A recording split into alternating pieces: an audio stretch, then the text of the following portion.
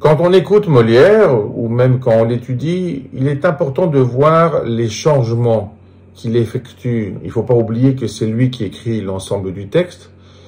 C'est pour ça que après la première scène du premier acte, où on a des passages relativement longs avec des grands monologues quasiment de Sganarelle, c'est intéressant de voir le changement de phase dès que Don Juan apparaît. Parce que au départ, Sganarelle évidemment parle avec Guzman, et en fait c'est au même niveau. La différence entre le maître et Sganarelle est très claire seulement après. Avant, on comprend qu'il peut dire plein de choses contre lui, mais ensuite, on voit bien qu'il a cette crainte, donc il se demande comment ça va se passer. Et l'idée, en fait, c'est à travers Sganarelle de se rendre compte que Don Juan est un grand méchant homme, et pas seulement un grand.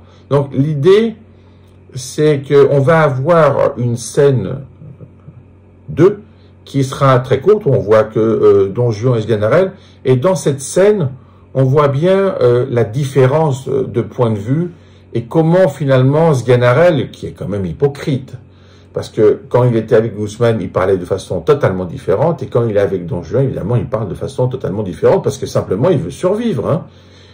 Et donc, c'est très proche de ce que font les gens dans la société, quand ils sont en contact avec quelqu'un qui a une autorité, un pouvoir, et là peut-être même un charisme. Alors, Don Juan démarre le dialogue de façon presque subversive. Quel homme te parlait là? Il a bien l'air, ce me semble, du bon Guzman de Don Elvire. C'est quelque chose aussi à peu près comme cela. Quoi?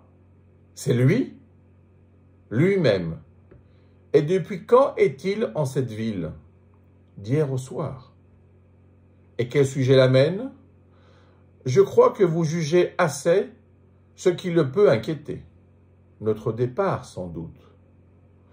Le bonhomme en est tout mortifié et m'en demandait le sujet. Et quelle réponse as-tu faite? Que vous ne m'en avez rien dit. Mais encore, quelle est ta pensée là-dessus? Que t'imagines-tu de cette affaire? Moi? Je crois, sans vous faire tort, que vous avez quelque nouvel amour en tête. Tu le crois? Oui. Ma foi, tu ne te trompes pas, et je dois t'avouer qu'un autre objet a chassé Elvire de ma pensée. Eh mon Dieu, je sais mon Don Juan sur le bout du doigt, et connais votre cœur pour le plus grand coureur du monde.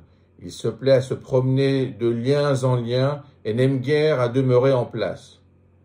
Et ne trouves-tu pas, dis-moi, que j'ai raison d'en user de la sorte? Eh, monsieur, quoi? Parle! Assurément que vous avez raison, si vous le voulez. On ne peut pas aller là contre. Mais, si vous ne le vouliez pas, ce serait peut-être une autre affaire. Eh bien, je te donne la liberté de parler et de me dire tes sentiments.